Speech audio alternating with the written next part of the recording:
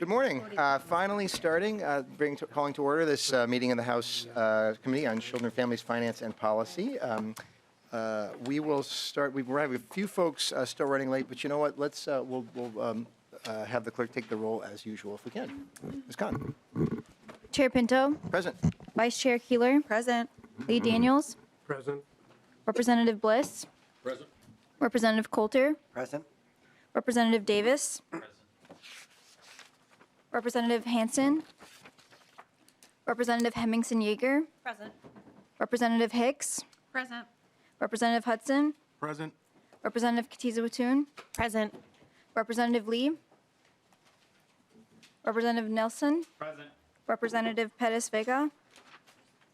Representative Zeleznikar. Present. We have a quorum. We do have a quorum, and as I said, I know a couple folks are running a little bit late. And so if I can ask Vice Chair Keeler if you're willing to move approval of the minutes from our meeting of March 21. So moved. Thank you. Any discussion, members, to the minutes or questions? Hearing none, all in favor of approval of March 21 minutes, please say aye. Aye. Any opposed? So the motion passes and the minutes are approved. So members, a few bills today. Sorry to be starting a little bit late. But before we get to the bills, we are going to have a presentation, just a brief one, on one addition to the governor's budget recommendations that's come through the supplemental budget. So I'm going to ask Jennifer Sommerfeld and Tiki Brown to make your way to the front if you can. Begin doing that. And the members in our packets, I believe anyway, is a budget change item describing this change. It says change item title of MFIP Sanction Reform on Housing Assistance. And so Assistant Commissioner Brown, welcome back to the committee. If you can identify yourself and then proceed in describing this. Excellent. Thank you, Mr. Chair and members of the committee. Thank you for having me here today. My name is Tiki Brown, and I'm the Assistant Commissioner for Children and Family Services at the Department of Human Services. I'm here today to provide a brief update on last week's presentation of two recommendations recently released by the Governor's revised budget that fall within this committee's jurisdiction. The Governor's revised budget includes two new recommendations related to the Minnesota Family Investment Program, otherwise known as MFIB. These recommendations can be found on page 564 of the revised budget book for Human Services. The first new recommendation would apply a cost of living adjustment each year to the MFIB Housing Assistance Grant beginning October 1st, 2024. The adjustment would be based on the Consumer Price Index for the prior calendar year. Currently, the MFIB housing grant is $110 per month and is used to supplement the cash and food assistance families receive from this program. The amount of $110 of housing assistance has not changed since it was implemented in 2015. For context, fair market rent for a two-bedroom apartment in the Twin Cities is currently $1,410 per month and has increased 42% since 2015. In Greater Minnesota, the average fair market for a two-bedroom apartment is currently $988 per month and has increased 32% since 2015. Under this proposal, the housing assistance grant would increase an estimated $115 per month in the first year of implementation, which would be 2024. By 2027, it is estimated to be a total of $123 per month.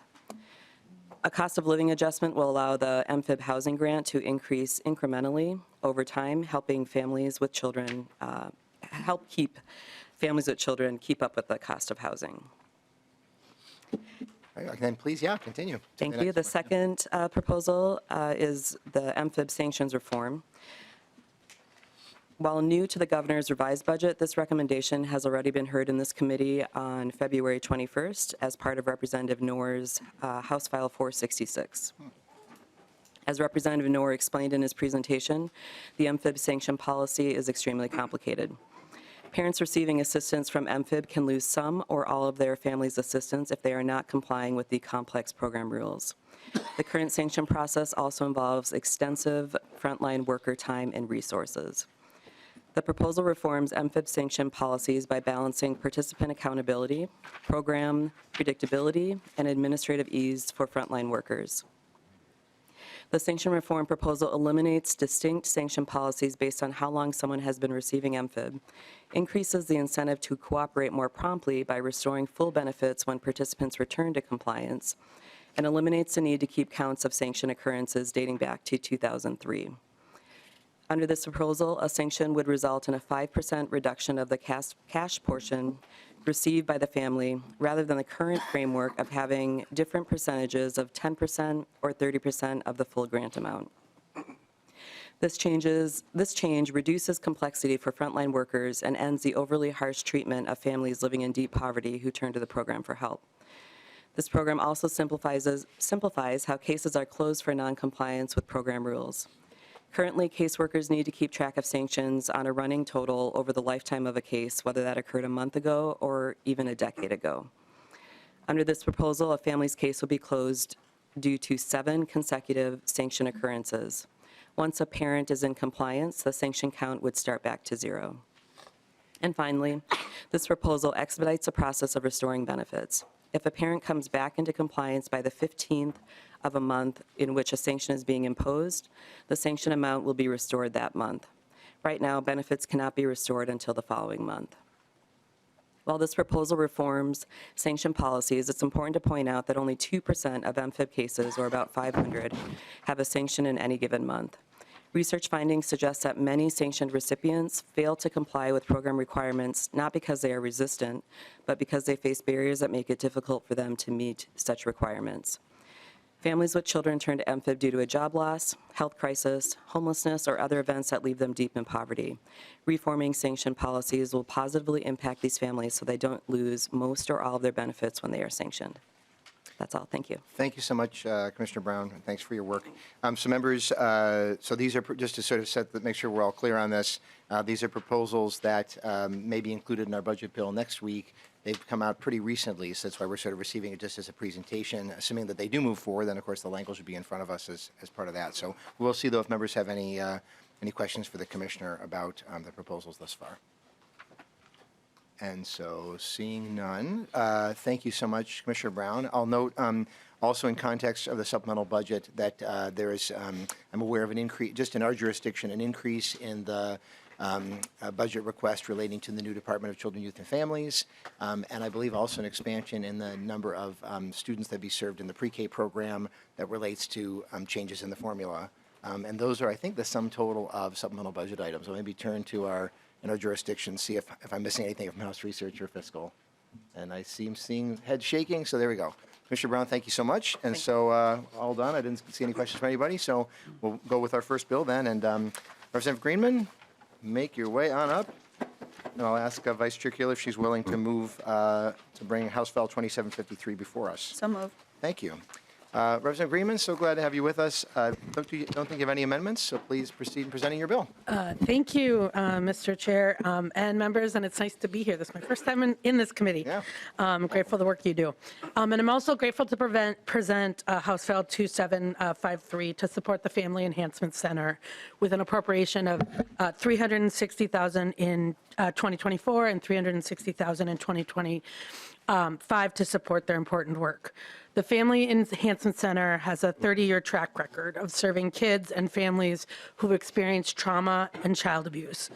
They create lasting solutions to prevent and heal the abuse and provide full counseling services, in-home parent education, group therapy, parent assessments, and parent development services. In 2019, the Family Enhancement Center received a community-based coordination grant from the legislature to increase staffing and decrease the mental health service waiting list. With the grant, FEC trained their staff in evidence-based trauma-informed therapy techniques and onboarded 5 new therapists, of which 3 were therapists of color. As a result, FEC has been able to decrease their waiting list and increase the diversity of the youth services provided. This important work is helping the front lines of vulnerable kids and families, and it's only grown more important and urgent with the COVID pandemic. Trauma isolates families and disrupts ties to community and social support, and the COVID-19 crisis has only worsened that for everyone, but especially folks in trauma. The isolation leaves people vulnerable to mental health conditions and relapses of unsafe family patterns. The mental health treatment is critical, but so is social and community engagement, which is a key component of long-term success and healing. This important work is what FEC is seeking funding for. The grant would support their work to reconnect isolated families to their communities, programs that engage youth and families in circles of mutual aid and support that will sustain recovery and prevent relapse. Specifically, FEC has piloted 3 community-based programs that engage youth and their families in circles of mutual aid and support.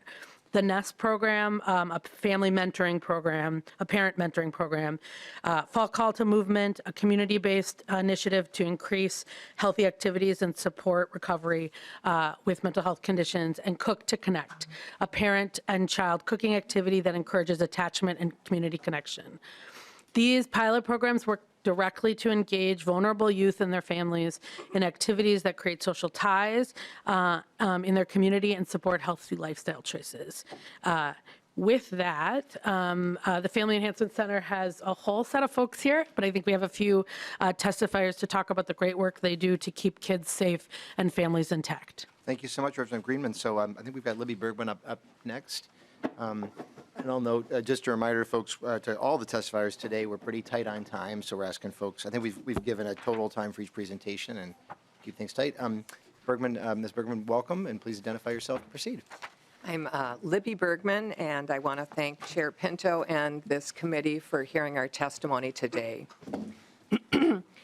As you probably know, I'm the director of the Family Enhancement Center, and we've been here for 30 years working with youth and families that have been impacted by trauma. And as Representative Greenman mentioned, when trauma happens to a family, they often lose all their trust, they disconnect from the community, and they become so vulnerable to many problems. They lose their ties and their ability to seek help sometimes, and can fall into unsafe patterns, as well as have mental health conditions and substance abuse conditions can result. We all know isolation is not good for humans. We're meant to connect with each other. And so we're asking for this funding so that we can help these vulnerable children and families reconnect to their communities so that they can remain successful and safe and become healthy, contributing members to society. I wanted to share a story. One of our participants that had been in one of our community connection programs 10 years ago, she is now on our board of directors. And I was chatting with her the other day, and she shared with me that she maintained a connection with one of the women she had met in the group. And I said, wow, I was surprised, 10 years you've stayed connected? And she said, yes. She said, Libby, when we went through that crisis together, we made each other strong, and we're still making each other strong today. And that hit my heart, and I thought, wow, that is such an impact to be going 10 years after, the participation in our programs. So I wanted to share that, and then I'd like to have Carolyn Washington come up. She's going to share she's the program manager of the NEST program, and we do have, just so you know, we have a group of people here. We have a participant in the NEST program and a mentor in the NEST program. So I just wanted to point that out. Thanks. Yeah, please, once you get settled in, please identify yourself and proceed with your testimony. Welcome. Hi, I again mirror what Libby said. I appreciate you guys. My name is Carolyn Washington. I'm the program manager of the NEST program at Family Enhancement Center. Just want to appreciate you guys for having us here and hearing our bill today.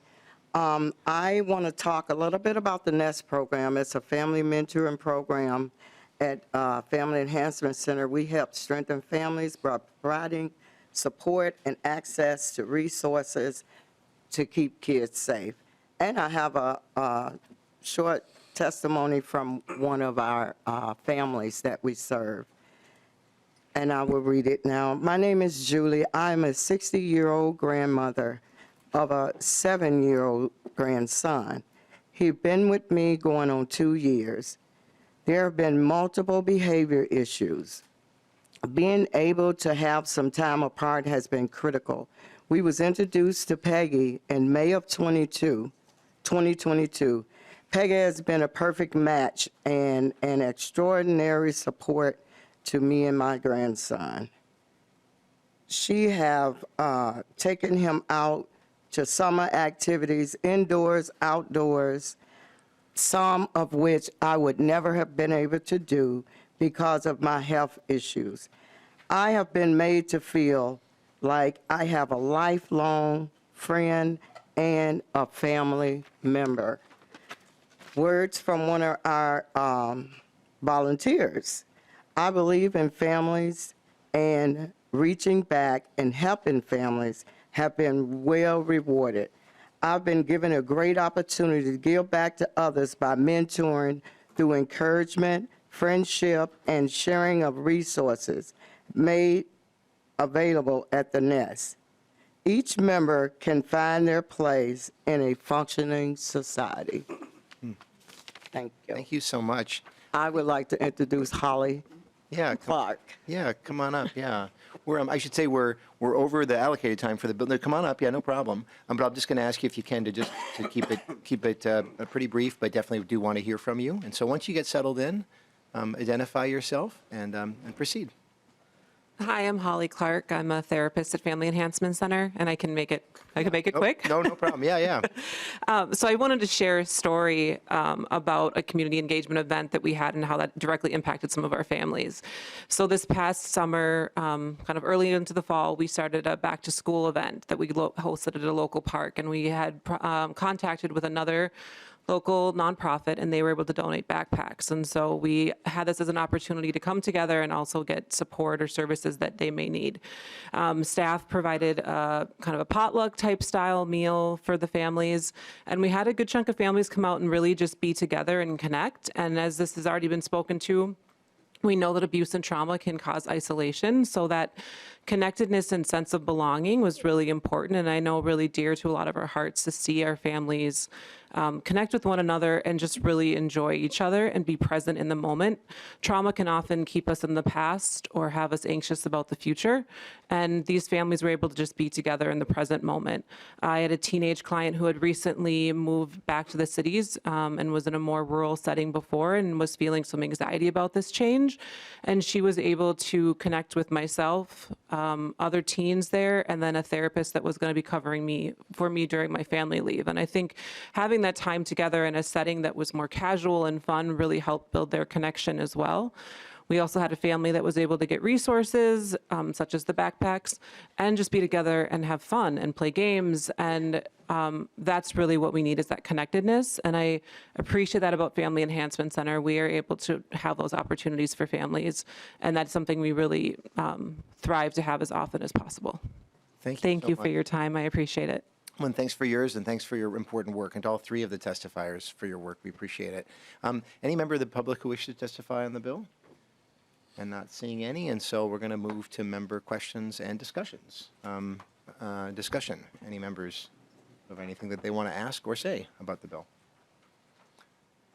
I'm not seeing anything, I guess, and we really appreciate the presentation. Representative Greenman, thoughts?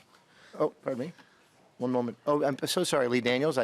You've been a few meetings we have this tradition where calling Lee Daniels, no matter the bill. So Lee Daniels, please. Well, I've been gone for 2 weeks, Chair, so. Yeah. Well, we're very glad to have you back, sir. Forgot. Yeah, I sure did. Sorry. I think it's been going on. I did some Googling on this bill.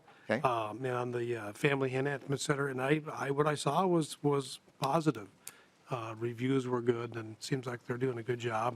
Like the testifier said, 30 years. So it's a good bill, and thank you, Representative Greenman, for bringing the bill forward.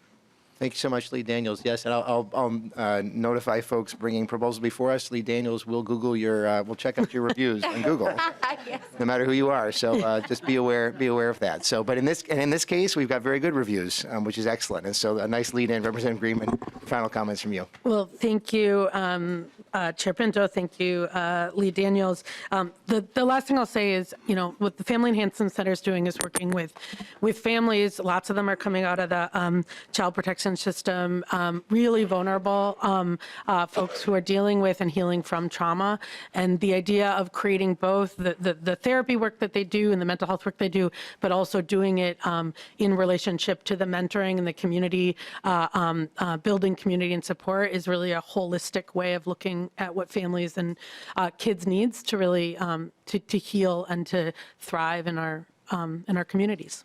So with that, I'd ask you for your support and lay it over. Thank you so much, Representative Greenman. And I've had the chance to visit the Family Enhancement Center, and it's a wonderful space and a healing space for families and for kids who've experienced trauma. So this is such important work.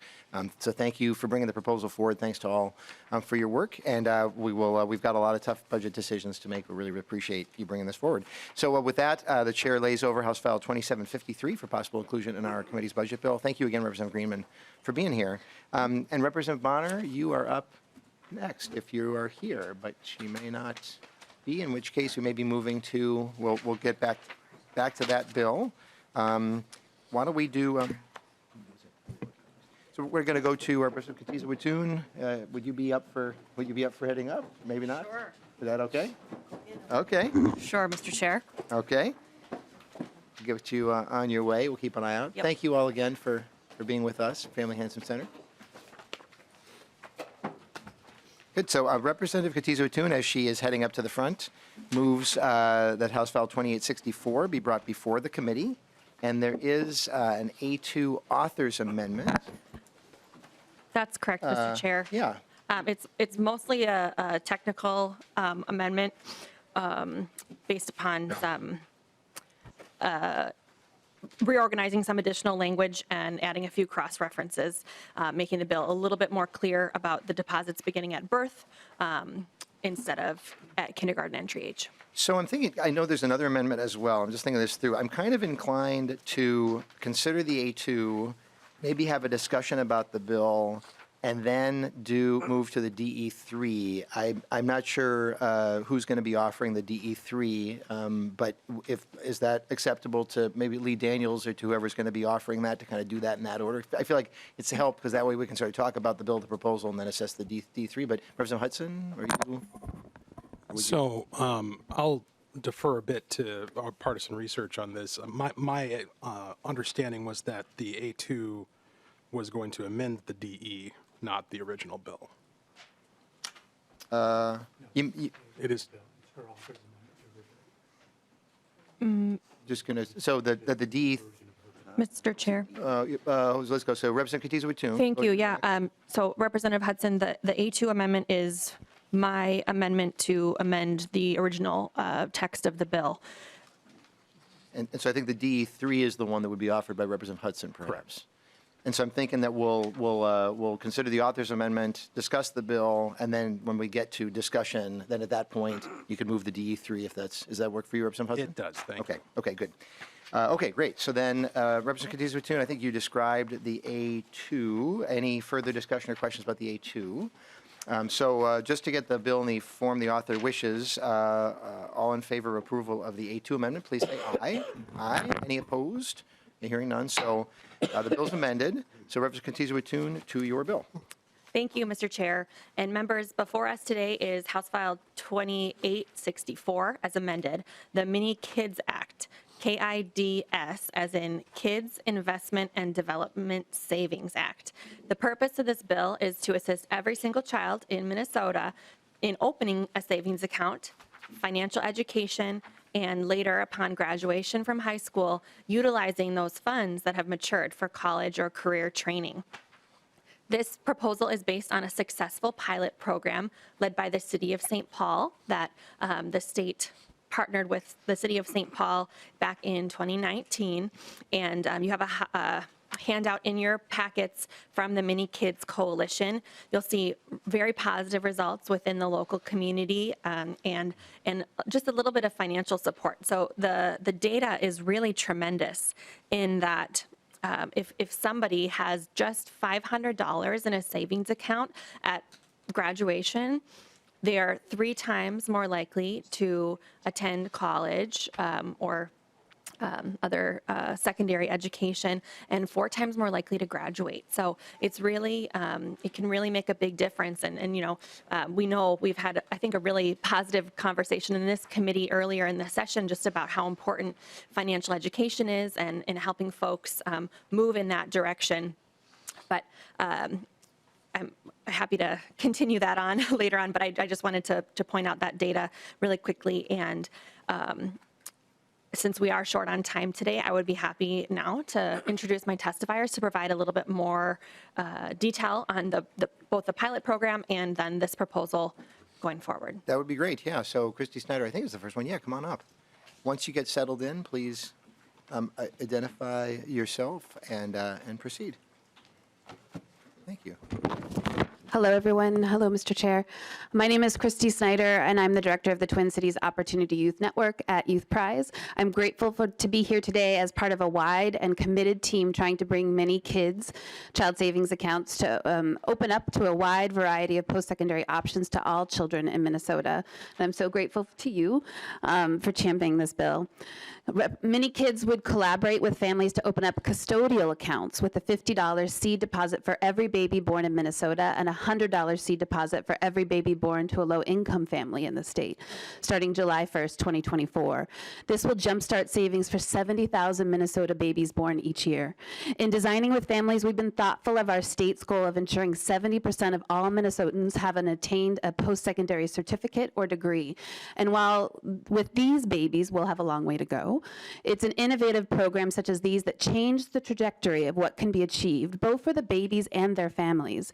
So these funds can be used for technical and vocational schools, four-year colleges and universities, higher ed and nonprofit certificate programs, all approved by the Workforce Innovation and Opportunity Act by deed.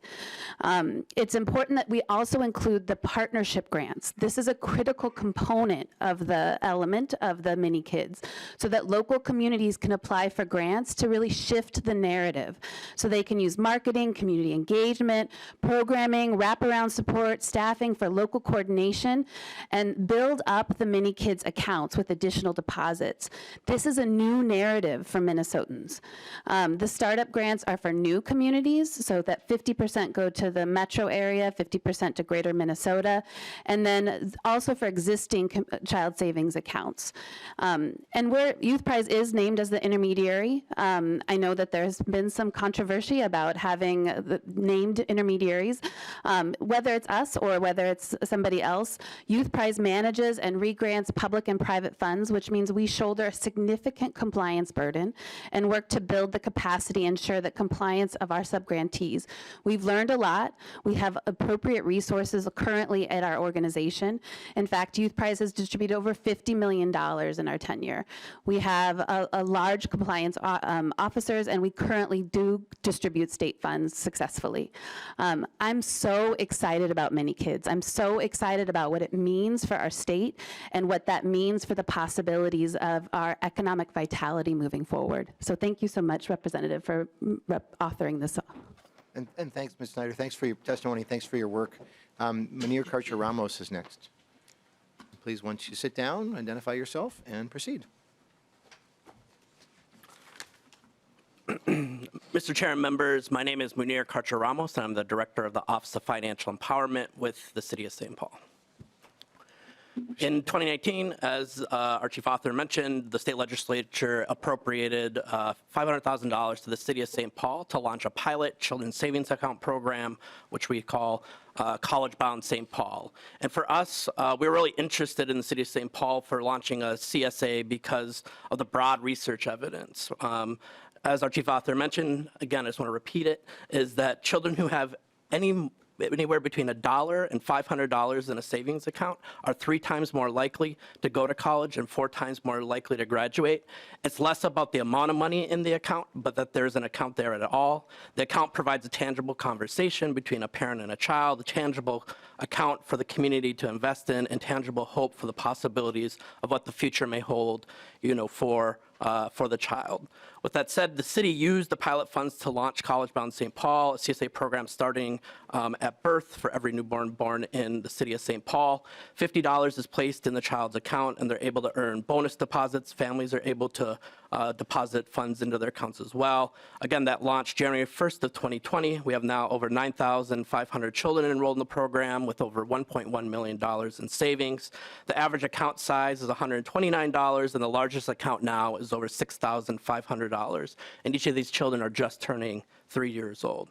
Families are so excited. We get calls and emails from mothers and fathers all across the city every week who can't wait for their child's account to be opened and for them to receive a welcome kit, and includes one of these. I'm a college-bound St. Paul. I'm a college-bound baby.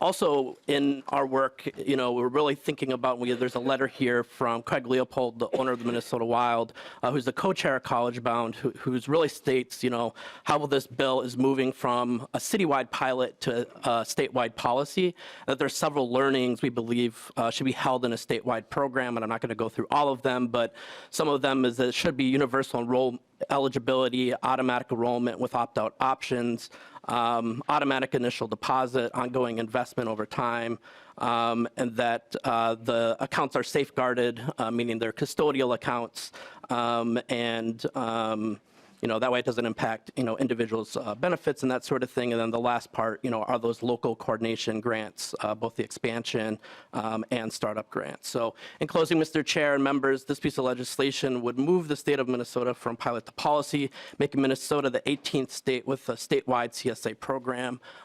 Let's jumpstart savings for 70,000 Minnesota babies each year. Thank you. Thank you so much. Thanks for being here. Thanks for your hard work both in St. Paul. Thank you on behalf of, as a St. Paul representative, and then for your testimony and work on this too. Thank you. Is there any member of the public who wishes to testify on the bill? That's a question. Not seeing anybody, so we'll move to member discussion. I know Vice Chair Keeler had raised a question. If you're, most will call it. Thank you, Chair. Thank you, Representative. I have a question about the interest that's gained on savings. Who benefits from that? Does the interest go directly into the child savings account, or is there some sort of administrative cost that covers? Representative Kotyza-Witthuhn. Thank you, Mr. Chair, and thank you, Representative Keeler. I actually had the same question. So the family or the child gets to keep that interest. These are, though, halal-friendly accounts. So if a family is not able to utilize a savings account that garners interest, then that interest money would go back to the program and kind of continue funding other accounts. Vice Chair Keeler. Okay. Thank you for clarifying that. My next question is, it sounds like this is designed for children who stay with their same family or adults in their life. We know that we have, from my communities alone, a lot of our babies are placed in out-of-home placement. So walk me through how those transactions work. So from when a baby is born to when they go to college, if there's been, many maneuvers in their life, how do we make sure that that money would stay with that child? Representative Kotyza-Witthuhn, or your testify? Thank you, Mr. Chair, and I'll start, but then I'll allow Munir to explain a little bit more how it works in practice. But this was one of the concerns that I actually brought to Mayor Carter and the City of St. Paul when we were initially considering this pilot program. As you know, I'm a former foster parent, and so that was one of my main concerns, particularly that the money, that it be a custodial account such that the money that's there remains for the child. It can travel with the child, so it's kind of a portable benefit, if you will, and that the money can't be withdrawn for should a parent or foster parent or whomever is being able to contribute to the account, that they not have access to take that money out of the account. And I think I'll let. Yeah, we'll direct over your testifier. Mr. Ramos, please. Mr. Chair, Representative, so their custodial account, so the custodian would be the program administrator in the bill. And when we say they're safeguarded, it means that the child is a named beneficiary, so it follows the child, and no one else can access those funds all the way up until what we call the asset purchase, which would be the education business program, whatever it may be. So it would be under the kid's name as a beneficiary. They're the only ones who would be able to have any access to it. Vice Chair Keeler. Thank you. Okay, good. Yeah, thank you. I know a lot of thought went into the design of the St. Paul program, and it's working well. I was there on that first day, actually, January 1, 2020, and it was really, really exciting. Other questions, discussion from members? Obviously, we're going to get to, maybe at this point, it does make sense to get to the amendment. Representative Hudson, if you're ready for that, if you want to do that. Yeah, Representative Hudson. Thank you, Mr. Chair. So the DE amendment, DE3, obviously by virtue of being a DE, makes a radical change to the structure of the proposal. And so I want to take some time to explain the thought process behind that. So as I go through the written testimony and the materials and the bill itself, it seems as though the underlying premise of this is summarized, because it's repeated time and time again throughout the letters of testimony. It's summarized in this sentence here in the letter from the St. Paul Children's Collaborative. Research indicates that children from low-income households with savings for college of just $1 to $499 are 3 times more likely to attend college and 4 times more likely to graduate than low-income children who do not have savings accounts for higher education.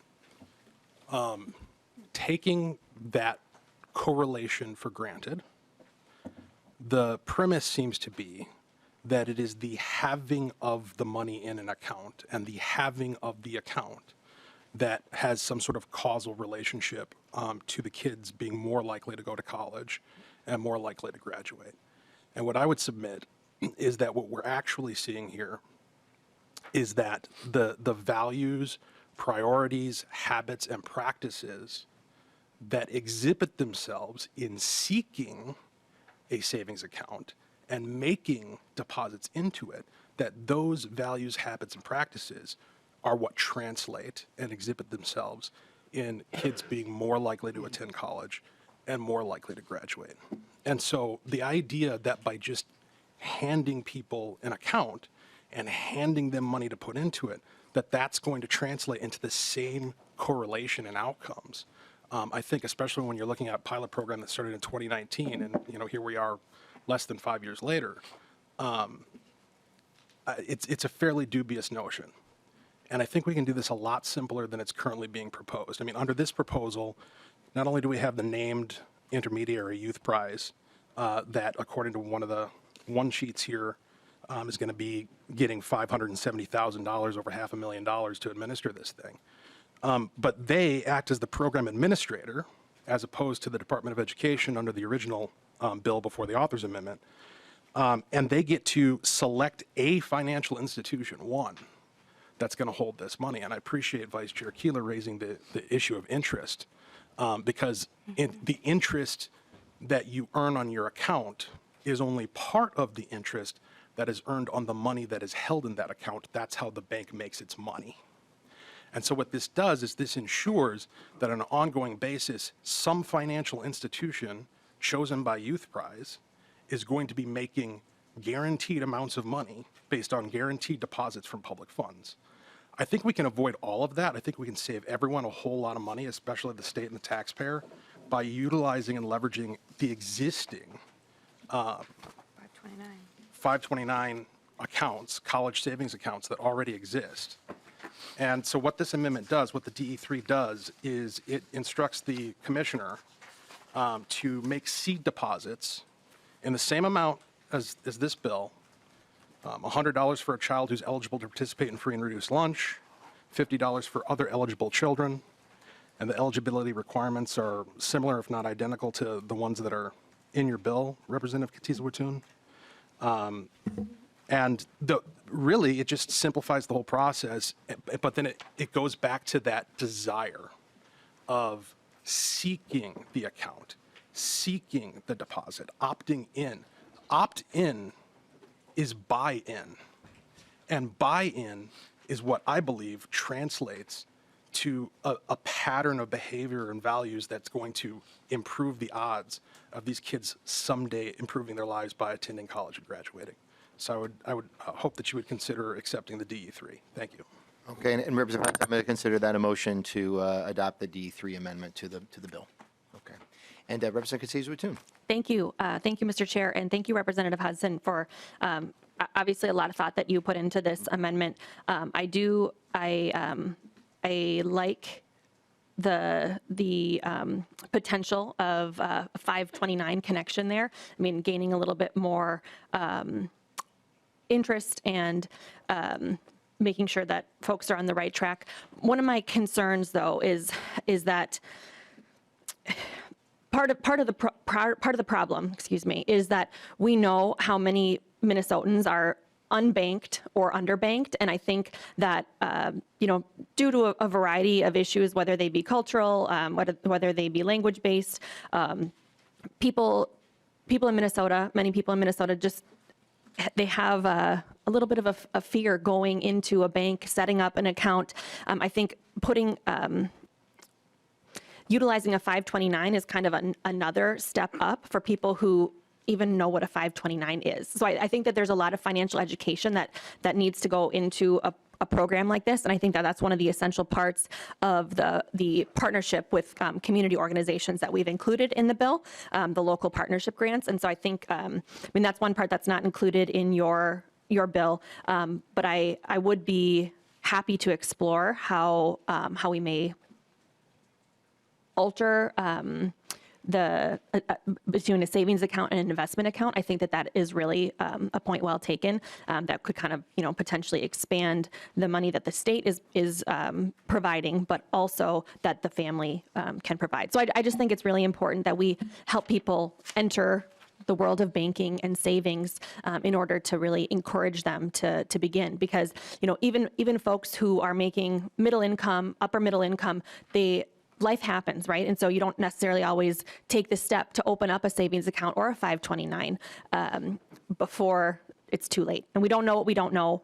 And I think that it's really important that we set this kind of expectation. I think it has to do with the expectation that every child has the ability, has the potential to attend college, to attend some sort of career or technical training. And I think that really is kind of how to see your point, like the values and the consistency in the behavior. I think, and I really appreciate that, but I think that we can kickstart that by allowing everyone to participate in a program like this.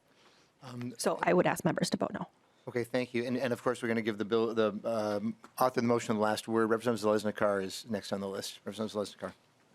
Thank you, Chair, and thank you, Representative. I appreciate this amendment by Representative Hudson, and the reason is I think it's important that we teach people how to take the step. I mean, banking is a part of life for all of us, regardless where our birth starts. I mean, it is really a critical piece. When I went to I went to look at Shakopee High School on a Friday field trip and saw, they have a bank right in the high school to teach the kids.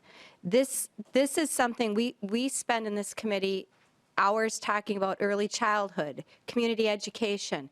We have pathways within all of our districts to teach families and kids about a 529.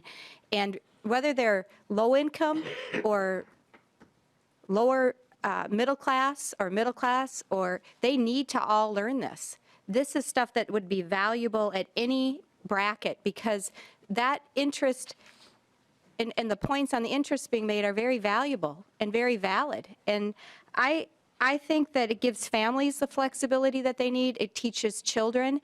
And if you don't teach the child how to fish and the family how to fish, there is never going to be an amount of programs that we could ever ramp up to be that safety net. We want to have that, and this is a great program for Minnesota, but the federal F-29 that's been established gives us a framework for an opportunity to establish something in Minnesota that just simplifies this and has it being applied in a reasonable way. And I think having,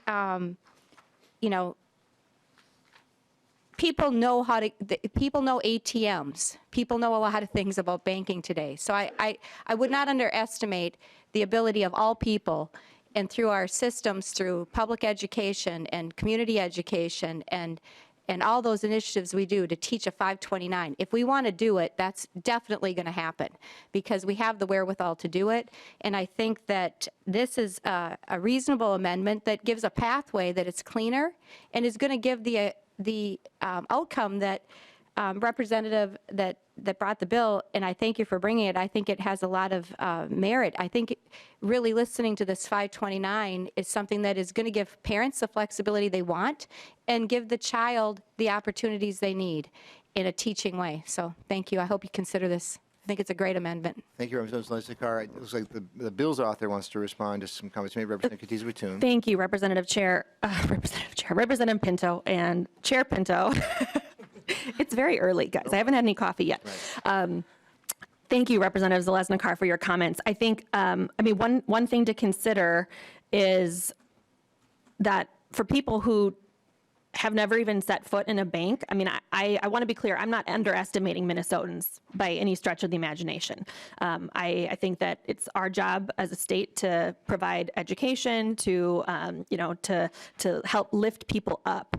But if somebody, for whatever reason, may it be cultural, maybe it be language, if they've never even set foot into a bank and we say, hey, you can set up this investment account when they don't even know what a 401k is.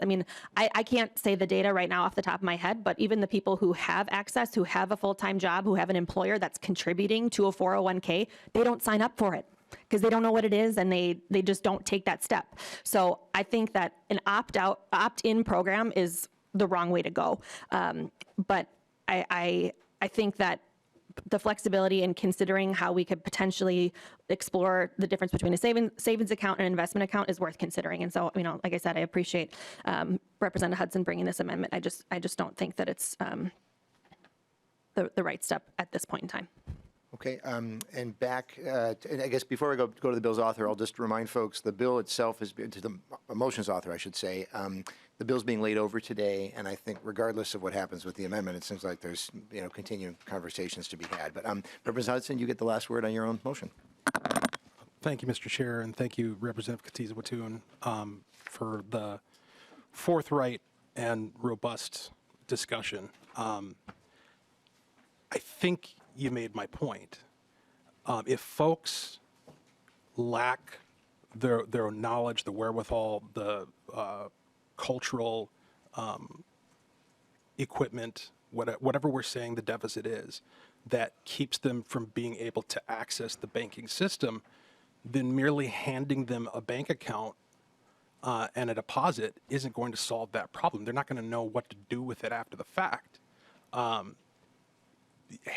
There's a big difference between handing somebody something and providing them with the motivation and the wherewithal and the discipline and commitment to see a process through.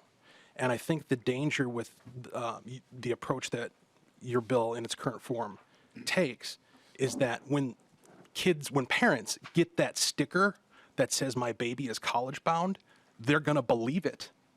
They're going to believe that having that account and having government money put in it translates to their kid going to college. And that's not true. There's a lot of things that need to be done from that point, from birth until their college age, to put them in a position to be able to succeed, to be able to be admitted, to be able to graduate. And so validating this premise that having the account and having the deposit is the reason why you're going to attend college and graduate, it's a false premise that might actually deter people from developing the values, practices, and habits necessary to set their children up for success in the future. So I would encourage members to vote for this, and I would ask for a roll call vote. Thank you. Okay, roll call requested. There will be one. And so with that, we've got the D3 amendment in front of us. The clerk will take the roll on the motion. Chair Pinto? No. Chair Pinto votes no. Vice Chair Keeler? No. Vice Chair Keeler votes no. Lee Daniels? Aye. Lee Daniels votes yes. Representative Bliss? Aye. Representative Bliss votes yes. Representative Coulter? No. Representative Coulter votes no. Representative Davis? Aye. Representative Davis votes yes. Representative Hansen? No. Representative Hansen votes no. Representative Hemmingson-Yager? No. Representative Hemmingson-Yager votes no. Representative Hicks? No. Representative Hicks votes no. Representative Hudson? Yes. Representative Hudson votes yes. Representative Kotyza-Witthuhn? No. Representative Kotyza-Witthuhn votes no. Representative Lee? Representative Lee is excused. Representative Nelson? Aye. Representative Nelson votes yes. Representative Perez-Vega is excused. Representative Zalesnikar? Aye. Representative Zalesnikar votes yes. And the vote is, was it eight ayes and 6 nays? Hold on one moment. 6 ayes and 7 nays, and so the motion does not prevail. The bill is not amended. And so we do need to keep moving. So Lee Daniels, do get the last word before the bill's author. Lee Daniels. Thank you, Chair Pinto. I have a lot of questions on this, but I'll try to keep it brief because I know we have 2 more bills coming. Actually, 3. 3? Yep, even worse. Oh, sorry. Or even better. Or even better, that's true. Yeah. Yep, got to keep moving. So anyway, the first point I was, maybe the author could answer, or my question, I guess, are we assuming this, I guess, what are the safeguards to protect against multiple accounts being open to a single child's identity? That was never, I don't think, in any part of the bill. So is there anything built in so they can't do a duplicate? Let's just get, maybe Mr. Kotyza-Ramos? Yeah, please. Mr. Chair and Representative, so how we do it in St. Paul is there's a deduplication process that happens, every month, and in the legislation, it says that a account will be open for a child. So the deduplication process is looking at particularly name and birthday is sort of the first vetting, mechanism, and usually, probably accounts for 99%, as we're able to get through name and birthday. And then the other 1% would be crosswalking it with like location, that and the information that we receive to ensure that there aren't duplications. Thank you. Lee Daniels. Yeah, thank you for that. In the St. Paul thing that's been going on since 2020, I believe. January. Has there been any problems with that in the 3 years that's been going on? Mr. Kotyza-Ramos? Mr. Chair, Representative, there hasn't been any issues with the deduplication or, duplication. No. Thank you. Lee Daniels. All right, thank you. Thank you for that. Well, I don't have much to say on the program. To be honest, I'm just kind of a personal opinion is I'm against the premise of just handing out money to see if it works or not. And $50, in my personal opinion, is not going to make a difference in a child's life. That's why I was glad with the D3 amendment that it bumped it up to $100. But I'm just against the premise, I guess, and I hate to be a downer, but I don't think this will make a difference between people actually going to college or not. I'll be voting no on the bill if it comes to the floor, and that's my reason for doing that. Thank you, Lee Daniels. Yeah, and I think Representative Kotyza-Witthuhn will give you the last word, and yeah, Representative Kotyza-Witthuhn. Thank you, Mr. Chair. Oh, there's so much more that I would like to say today, but I'm going to respect the committee's time, and I know we have a lot of work ahead of us. I will just say that the DE doesn't change the amount of money that the children are getting. It's $50 for eligible children and $100 for lower income children. That's the same as my proposal, and I look very forward to proving Representative Daniels' assumption wrong. Thank you so much. Yeah, and I think the research that backs up the St. Paul program, and this as well, would say that that there is good research to back up this proposal. So thank you so much for the bill, Representative Kotyza-Witthuhn. Thank you, Mr. Kotyza-Ramos, and Ms. Snyder for your work. And with that, the chair lays over House File 2864 as amended for possible inclusion in our committee's budget bill. And Representative Bahner, well, if you can make your way up, wherever you are. And I'm going to ask Vice Chair Keeler, if I can, if you can move House File 2451 to bring that before us. I move House File 2451 in front of us. Thank you, Vice Chair Keeler. And then Representative Bahner, as you settle in, you've got looks like a DE amendment. You want to have that moved, Representative Bahner? Yes, Mr. Chair, I do have a DE1. Okay, and Vice Chair Keeler, will you move the DE1 amendment? So move. Okay, and Representative Bahner, the DE1, just quickly give us a sense as to what that's about? Yes, thank you, Mr. Chair. Specifically, the DE1 changes the language to reflect the broader communities supported by the 80x3 programs. The amendment also reflects feedback from communities where there's a great need in the child care center space. As many of you know, I'm an Agile practitioner, and a big part of that is feedback. This is a 5-year program, and the feedback they have received has said that the best and most targeted use of their efforts is in the child care center space, and with less immediate need in terms of preschools. Due to this change, the focus of the amendment also realigns the funding to DHS rather than MDE. Okay. Any discussion of the DE1 amendment, members? Hearing none, all in favor of approval of the DE1 amendment, please say aye. Aye. Aye. Any opposed? Okay, the amendment's adopted, and so we have it in front of us, House File 2451 is amended. Representative Bahner. Thank you, Mr. Chair and members. House File 2451 appropriates one-time funding to the Greater Twin Cities United Way to support eligible programs that train teachers and caregivers in child care centers on providing trauma-sensitive care to bolster childhood development and lifelong learning in communities facing trauma, often due to poverty, lack of resources, or challenges with housing or food insecurity. And greater levels of trauma, often known as ACEs, which I think you're familiar with. What we know is that nearly 12,000 3-year-olds in the Greater Twin Cities area have experienced at least one adverse childhood experience, such as community violence, abuse, or unrelated mental health disorders in the home.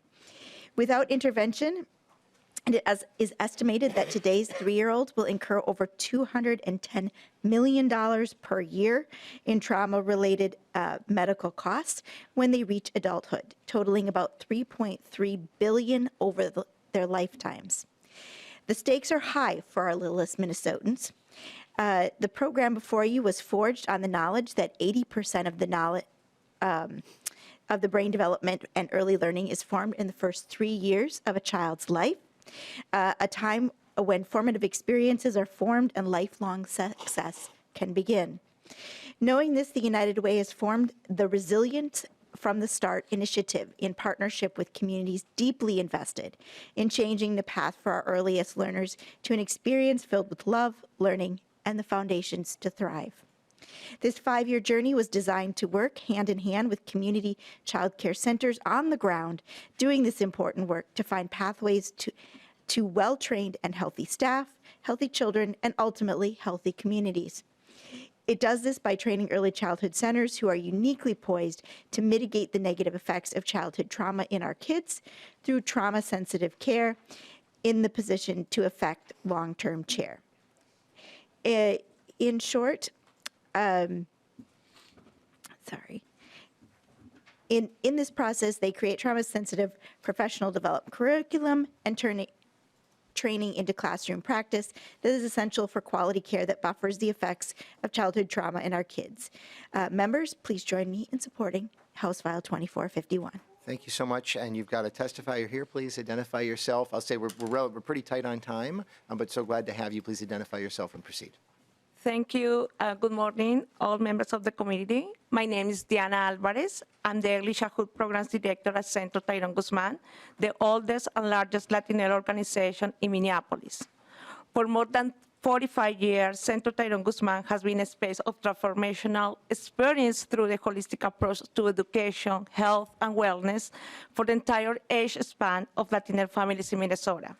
One of our programs is Siembra Montessori, a 4-star parent-aware rated program that has provided early childhood education to Latino children aged 3 to 6 years from low-income families for more than 20 years. As a culturally specific organization, we have responded to our community's needs while helping community members develop and share their assets. An estimated 95% of our participants have been impacted by trauma in their lives, from the trauma that led them to migrate to the United States, to the racism and poverty they have experienced as immigrants in Minnesota. 2 years ago, in the middle of the COVID-19 pandemic, our Siempre staff started noticing an increase of anxiety, stress, and trauma in our children that prevented them from learning and engaging in the day-to-day activities. Our staff delivered what we call psychological first aid to children and their families, but they knew that they needed more training and resources to better support our families. Many of our children and families were referred to mental health professionals, but the limited number of Spanish-speaking culturally appropriate providers led to long wait times to much needed mental health services. The 80x3 United Way initiative has provided us with valuable trainings on how to deliver trauma-sensitive care, giving us tools to open up conversations about events and experiences in the life of children and families, and helping our staff understand behaviors through the new lens. Also, it has provided us with a common language that helps our multi-generational workforce to talk about mental health topics. Historically, trauma is not well understood in the oldest generation of Latino community, and the warning signs of psychological distress often go unnoticed or disregarded as normal reactions. The 80x3 initiative has given our staff the space to reflect, which helped us to feel less isolated and part of a larger community that are facing similar challenges. As a leader, I had the opportunity to connect with peers from other organizations to share challenges and exchange best practices. I feel supported by the larger community of organizations that 80x3 initiative has connected me with, and the tools they have provided to support my team and the families we serve. Healthy brain development is proven to provide the foundation for better outcomes through the whole course of life, a person's life, including health, educational success, and economic security. We ask the community members to support the HF 2451 bill that will empower early childhood caregivers with the skills to better understand the effects of traumatic events so they can be more fully equipped to support children experiencing stress. Thank you so much. Thank you so much. Thanks for your testimony. Thanks for your important work. Are there the public who wish to testify on the bill? Not seeing any. Moving to member discussion or questions. And maybe I will ask one. This is asking for $6 million, proposing that.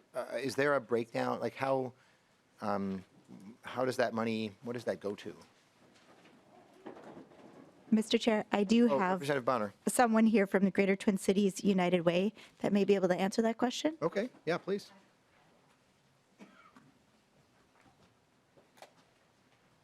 Oh, yeah. Hi. Yeah, once you get settled in, please identify yourself and if you can answer the question. Hi. Yeah, Thank you very much, Chair Pinto and committee members. My name is Jamie Bonzik. I'm the program officer for Greater Twin Cities United Way. When we talk about the budget, and we said 5 years over time, so we secured through philanthropic dollars the funding to do the seed money, to meet with community over time, do focus groups, all of the background. What we have found is that through the work that needs to happen in order to bring all the initiatives together, or all the community members, create the content. So really what we're looking at is over time, it is taking roughly $2 million a year to do the work. So we have, over 5 years, we've secured money to do some of the work. We're asking for the state buy-in, but also what this allows for us to do is over time, so that at the end of a grant period, oftentimes what happens in nonprofits is like, that was a really nice thing we did together one time. We want to make this sustainable over time and make sure that the work is embedded in the local nonprofit early childhood landscape so that it continues and that it's not although we're asking for a one-time investment, we really want to make sure that we maximize on that investment and that the work is sustainable over time. I guess I'm asking so thank you. I guess I'm asking a more concrete question, like literally, where does the $6 million, like what does it go to at any given time? Yeah, like, thank you. So we've had to do content creation. So we heard from the community that the education that existed in the ecosystem before really worked to support people who were new into the field, and that content meaning professional development for people who had been in the field longer than 3 years, or for those who are leads in design, so leaders of programs, didn't exist. So we partnered with Center for Inclusive Childcare, Think Small Institute, Institute to make the content. What we will also need to make sure is that we have the funding to allow for that content to be out from behind a paywall, meaning that we would like to make sure that that content is available to providers and leaders at no cost to them, so that we make the healthy choice, the easy choice, so that we make sure that the knowledge is, we're not creating a larger knowledge and implementation gap. So that's part of it. We also do a community of practice, so we fund people to come together. We work with Propel nonprofits. They provide technical assistance to the nonprofits to make sure that the policy procedures happen within the organizations, so that the ecosystem health is there within the organization. And then the other funding comes from grants to implement and pay for paid time for the professionals to do the training and development. Okay, so I guess we'll need to move on, but I guess what I'll invite you to do, and the folks who are supporting this, would be to provide a breakdown of kind of where the dollars go. That'd be really helpful. So good, thank you. If you can send that in. Other member, yeah, Representative Davis. Yeah. Thank you, Mr. Chair. Thank you, Representative Bahner. In the past, how many teachers and caregivers have been trained through this United Way program? Ms. Bonsick. Currently, we have Currently, we have 125 people in the cohort that are receiving the support at this time. We have, we'll be working to open up another cohort of supported individuals later on in this month, but essentially, like, the funding will allow us to scale and replicate. Representative Davis. Thank you, Mr. Chair. Thank you, Representative Bahner. How many kids has this helped so far in the past? In the cohort, we have 450 children and families. Representative Davis. Okay, and then, so this is for Greater Twin Cities United Way, and sorry, I missed the beginning. No, yeah, that's all right. You're looking at me because you know it's coming.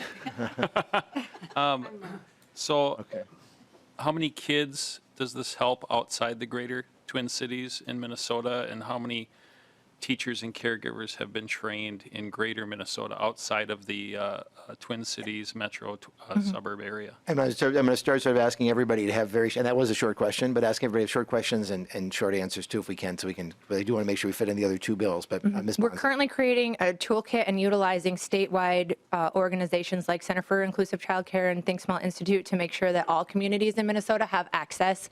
So at this time, we haven't had the opportunity to work with Outstate, but we are working on the toolkit that will allow all communities in Minnesota to have access to the content and the supports. Okay, final thing, Representative Davis. Thank you, Mr. Chair. Thank you. Representative Lesnikar.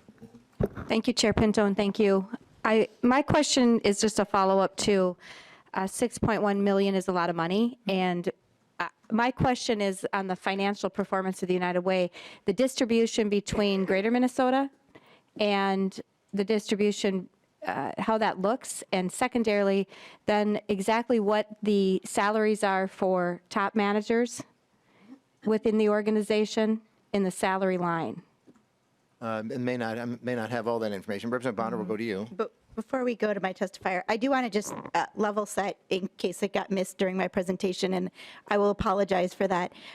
This is a part of a 5-year program, and they are just in the beginning phases of this piece. The idea was to test the system, to create the curriculum, and essentially be able to train the trainer, if you will, in the childcare space. And from there, the next phase will actually expand the ability to do that across the state, and from not just in the center here, but all the way out to the outer reaches of Greater Minnesota. So I just want to clarify that if it was not clear from my presentation. Thank you. And with that, I'll give it to my. Well, we've got possibly another testifier, Ms. Bonsick. I don't know that I'm the person Well, to you've answer, so I'm you got somebody standing by you who I think is, so possibly. Can I excuse myself? You certainly can. We'll phone a Please, friend. run, flee.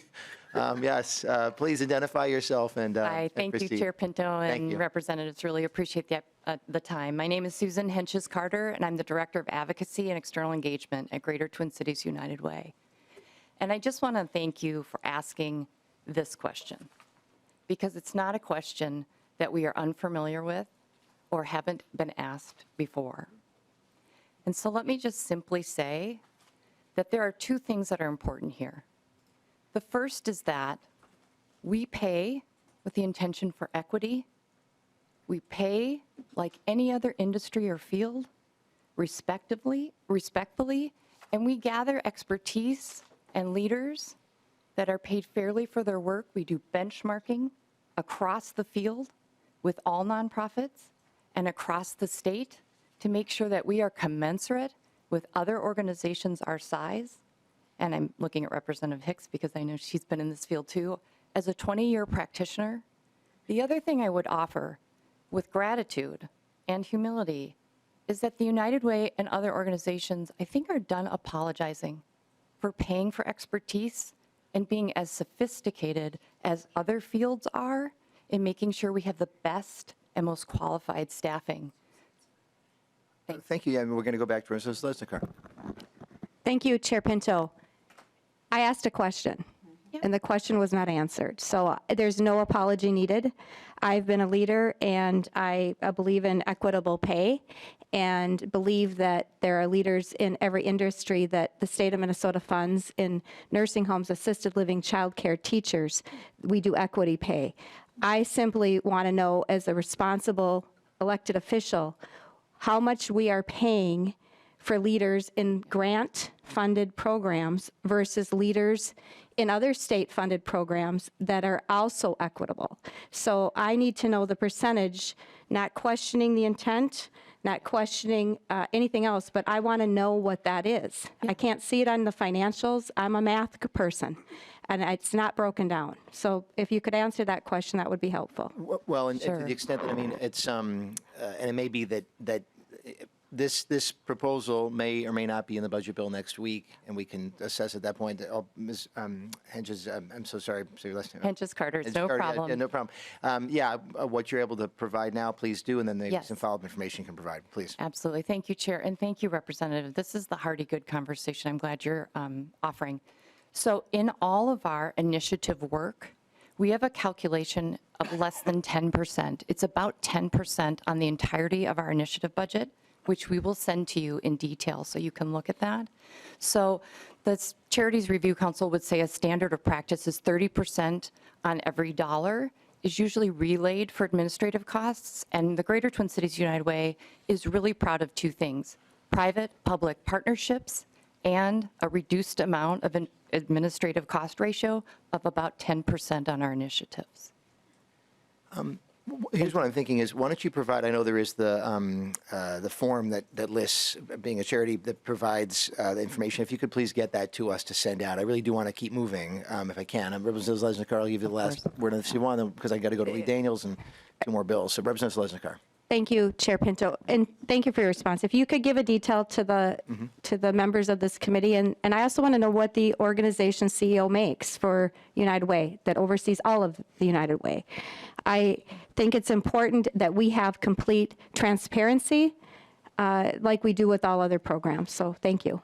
Absolutely, and we will get that to you, and also we'll look forward to continued discussion. Yeah, thank you so much. Lee Daniels. Thank you, Chair Pinto, and thank you to my team. My head's not here today, you can probably tell that, but good job of trying to get the details, and I'm looking forward to getting more information on the financials as well as Representative Zelensky. And I'm kind of confused, I guess. One thing I'd make, maybe not a question, but a point, I'm a little confused on Department of Human Services to pay a grant to Greater Minnesota Cities United Way to apparently pay grants to another unnamed nonprofit. So I don't know how much. One thing to add to the financials would be now how much it costs to administer a grant through a grant. And I'm not sure how that works. And I'm not so sure that that's how it's structured necessarily. Well, we'll give the Representative Bonner the last word. Lee Daniels, are you all done? I'm done. Okay. Representative Bonner, last word that you got on your bill. Certainly, just to clarify, they actually are working in partnership with community organizations, and so I thought that was also clear in my presentation. But that said, I just wanted to say that, realistically, we have seen some great challenges, particularly in the last couple of years. And there has been a great deal more trauma within some of our communities. And I think the idea behind this program is really to build that resiliency into the communities who need it most at a time of great need.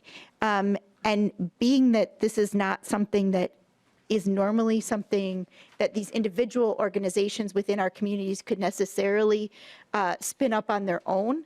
The United Way saw a need and a gap and said, we would like to build the public-private partnership to make sure that we can train the trainer, that we can help our early childhood educators to be trauma-informed, to make steps to make sure that in those formative years that we get our kiddos off to a good start, that we address these issues from the beginning.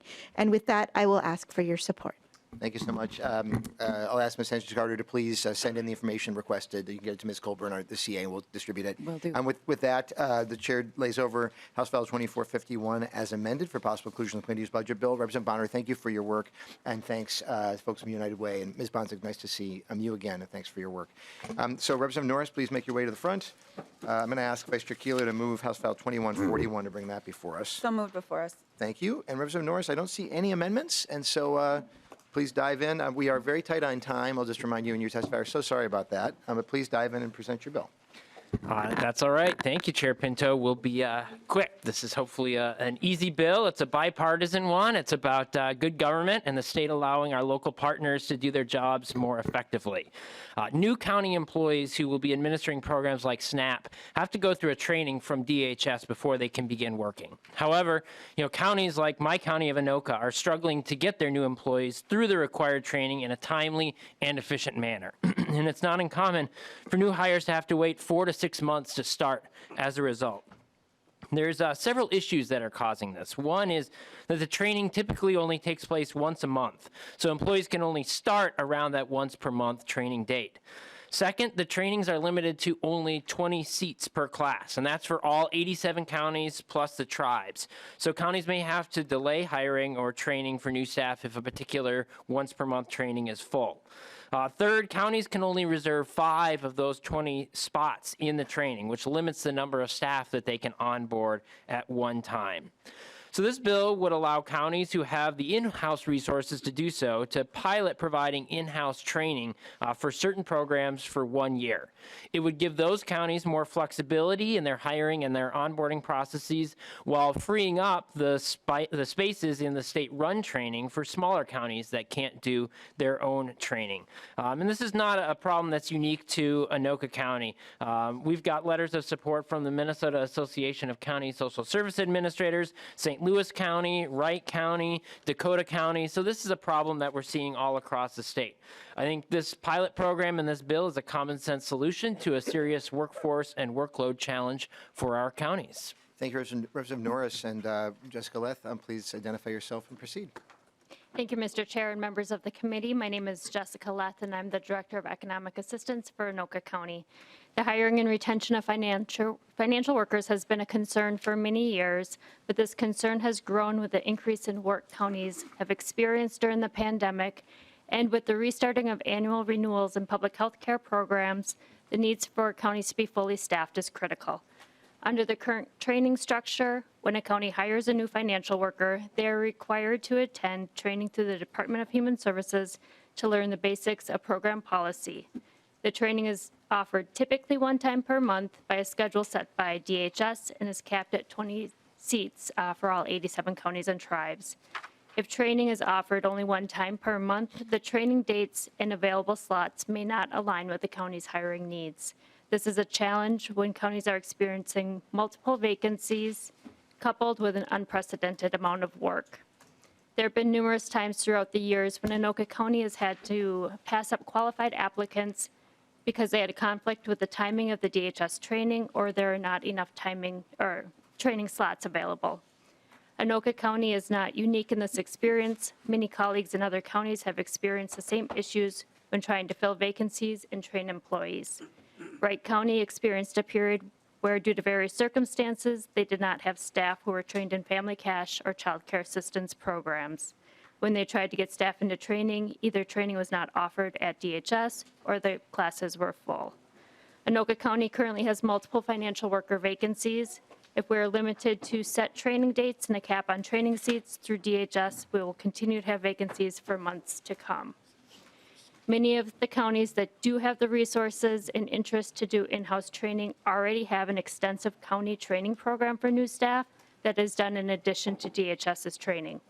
We also recognize that there are many counties that do not have the capacity to provide in-house training and rely on DHS to train new employees. Allowing some counties to train in-house will open up more slots in the DHS's training for those counties unable to train in-house. So I'm here before you today to ask for your support on House File 2141. This is a one-year pilot that would allow some counties with the available resources the flexibility to fill staff vacancies so we can provide essential services to our community members in a timely manner. Thank you. Thank you. Are there any members of the public who wish to testify on the bill? Seeing none, member questions or discussion? Representative Lesnikar. Thank you, Chair. Norrin, thank you. I said Chair Nor, sorry. I heard this in the other one, which is what my brain is saying. Thank you, Representative, I can't see you, but I heard this bill in another committee, and I support this. I think it's indicative, though, to a broken system. And I say that I commend the counties at the local level. I believe in local government having mentorship programs because I worked in St. Louis County, and I've continued to work in Lake County and St. Louis County for the last 30 years. And I've watched what's happened with retirements and passing on knowledge and the difficulties it is to get eligibility and have records and have systems transferred to the next employee. There's a huge learning curve to what these benefits are to actually deliver and to administer for the citizens. So this backlog in the timetable of when classes are offered, one would think it would be simple with Zoom after doing it for 2.5 years, that you could have a large classroom with DHS and everybody would get trained on multiple times, and it doesn't work that way. And so the system is broke. I commend Anoka County for taking a lead. I hope other counties will do the same thing. And if they have the knowledge within their county to train their people so that we can end this delay that's delaying services in a seamless way to the citizens we serve. And it is broken, and for people to use the system right now, they are waiting on hiring and waiting on applicants to be able to get training. So I support this bill 100%. Like I said in the other committee, I hope we're able to do peer mentoring county to county to share knowledge on baseline knowledge that one county might have with a 20-year employee. Yeah, we've got 3 more people to go, and we're almost out of time. It's a great bill. Thank you so much. we picked that up. Excellent. So Representative Nelson, to you, and then we're going to go to Lee Daniels and Representative Norris. Right. Representative Nelson. Thank you, Chair Pinto, and thank you for this bill, Representative Norris. I think I would echo much of what Representative Selesnikar said on this. I think it's many ways the system is broken. One of my questions I have is, do you see is there going to be a savings or a cost on the counties? I could see a potential saving because I'm assuming if they have an employee going to a training, they're covering probably some travel costs, especially you get into St. Louis or Roseau counties. There's probably a fair amount of travel and things like that involved. But at the same time, if they can train in-house, I think in future there's probably some savings here, and then also just as you're training somebody, you also kind of help build a rapport with them, and I think there's some great possibilities in this, and I'd love to see this going forward. Thank you. Really quickly, Ms. Leth, we'll go to you, Ms. Leth. Thank you, Mr. Chair and Representative. There is no additional cost to the counties that do this. Like I said, they already have training on site and can take this over. Currently, training through DHS is offered by Zoom, so counties aren't also paying for the expense for employees to go to DHS training. Thank you so much. Lee Daniels. Just because of the time, I think we've all had a good discussion, and I think everybody's in support of the bill, so that's what I'm saying. Thank you, Representative Norris, for bringing the bill forward. I think it's a good bill. Thank you, Lee Daniels. Representative Norris, final word from you, sir. Well, thank you, members, for the great support for this bill. I think it is a common sense one. I also want to thank my partners here in Anoka County for bringing the idea to me, and I think this is one way that we can hopefully innovate to make government work better for all citizens across the state of Minnesota. Thank you. With that, thank you, Representative Norris. Thanks, Ms. Leth, for bringing this proposal forward. It sounds really good. With that, pardon me, the chair lays over House File 2141 for possible inclusion in the committee's budget bill. Thank you so much. And I'm going to head up, and Vice Chair Keeler is going to take over.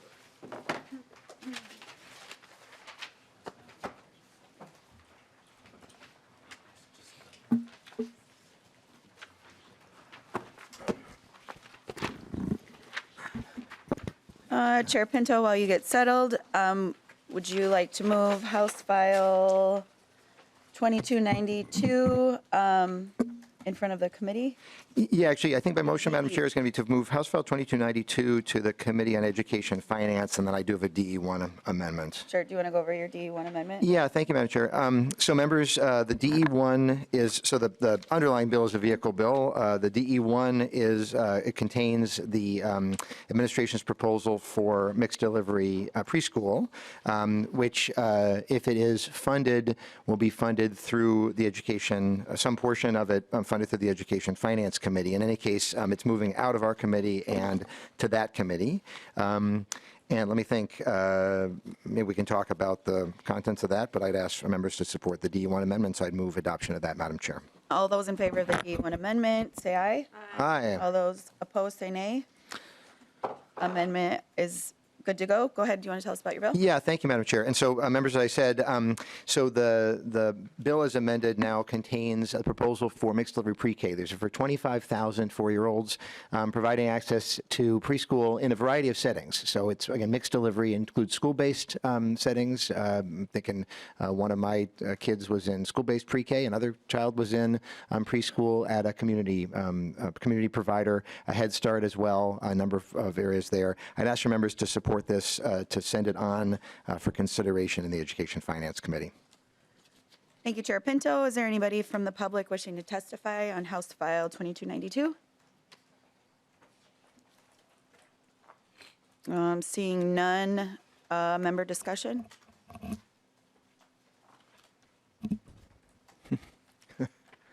None? Oh, Zalesnikar. Thank you, Chair, and Chair Pinto. My question is just understanding fully how this is going to affect the family child care providers, because in Greater Minnesota, I'm getting bombarded with calls. We had 700 closures this last year.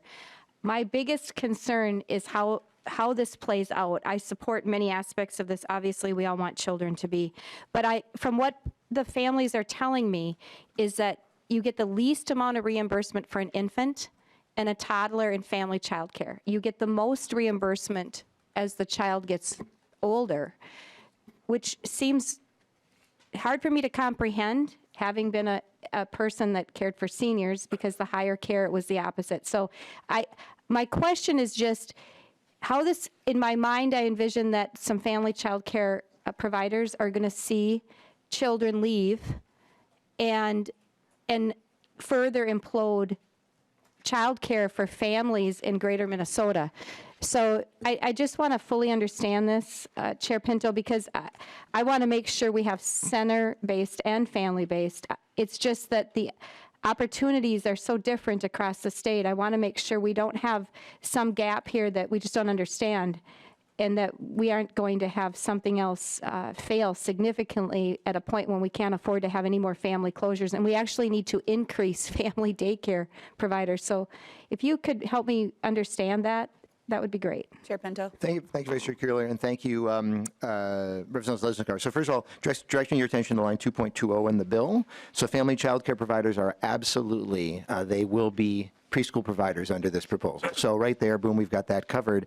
You're right that we need to be doing a lot more, and I think as you see our committee's budget bill next week, you're going to see a lot more going on there. The reason that there's more, that sort of funding works more at 4-year-olds is because the ratios work better, because you can have more 4-year-olds per classroom than you can for younger kids. And as you say, the care is so much needed more for the younger kids. Families are in just even that much worse a position. We know that as kids are getting older, it's a little bit easier for families to be able to get income coming in compared to those infants and toddlers. So the economics of the sector are really totally messed up. We've been hearing a lot about that in our committee, more to discuss. But in any case, no, our family child care providers are covered under this bill, and we want to make sure that they continue to stay in operation. Okay, I'm sorry. I'm going to jump in just because can I add a clarifying question of what was just said? You're the chair. I want to go to research, because you mentioned reimbursement rates are lower for infants and higher for toddlers. I just want to, can we have House research? Annie, go ahead. Ms. Smith. Thank you, Madam Chair. For CCAP reimbursement, the reimbursement rates are higher for infants and toddlers than they are for older children. Okay. Thank you for clarifying. That was said, and I just wanted to double check that. Go ahead, Chair Pinto. No, that's good. Great question, Madam Chair. So, Representative Zalesnikar. Thank you, Chair, and thank you, Representative Pinto. My question just is, as we move these bills forward to really have a lot of insight on how this is going to affect Greater Minnesota, and I want to have, childcare for the entire state, because it is the number one thing I hear, one of them anyway. And so as we look at this, the ratios of children aren't the same in family. There isn't exactly the ratios in centers and the ratios in family childcare is different. In the family model, your children count in the count. There's a lot of different things that I think we really have to look at, how these implications are affecting us in 2023, so that if somebody wants to be start a family child care, they're not prohibited by regulations that maybe, while well-intended, are having unintended consequences. And so I want us to look at what these ratios are, and then look at that piece of it, of how we move forward so that, families and children are served in the best way statewide. Thank you. thank you. Chair Pinto? Just very happy to continue working with you on the family child care issue is really important, and I know that the vice chair, is going to keep an eye on Greater Minnesota too. Thanks. Yeah. To follow up with that, Representative Zalesnikar and I have been really having some in-depth conversation about the importance of family daycares and how that plays a role in Greater Minnesota, so I appreciate you bringing that up. With nobody else on the list, we'll go to Lee Daniels. Thank you, Chair Keeler. I have the same concerns as Representative Zalesnikar. My wife and I, when she was working at the kindergarten center in Bemidji, she was a para there, and we had 3 young children at the time, and we did a quick arithmetic check, and we're actually losing money sending her to work every day. So she quit her job, stayed home for about 3-4 years, and everything worked out, fine. But if we take 4-year-olds out of the equation, and I remember when my boys were 4, they were actually helping take care of other kids in our household at that time. And that seems like what the bill is going to be intending to do, is to take 4-year-olds away from the family daycare and put them into the school functioned role. And I'm same sentiment, is that I think we're going to be losing a lot of family daycare centers because of that. So that's my comment. I'm a little leery of how this is going to pan out in the future. So thank you for that.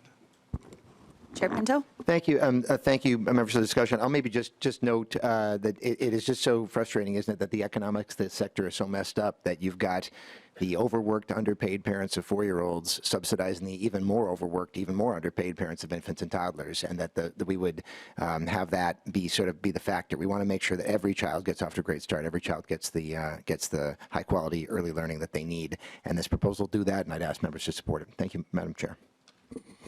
Thank you. Chair Pinto renews his motion to refer House File 2292 as amended to the Committee on Education Finance. All those in favor say aye. Aye. All those opposed say nay. The bill passes as amended. It's heading to Education Finance. Do we have any other business? I might just, go ahead. Thank you, Madam Chair. Yeah, I might just briefly, members, just to confirm for next week. So so you can expect to have, let me see if I can move here, be able to see people better. You should expect to have our committee's budget bill out early next week, and the plan, again, is a walkthrough on Tuesday. We'll be taking testimony on Wednesday, and then doing a markup, including amendments being offered on Thursday.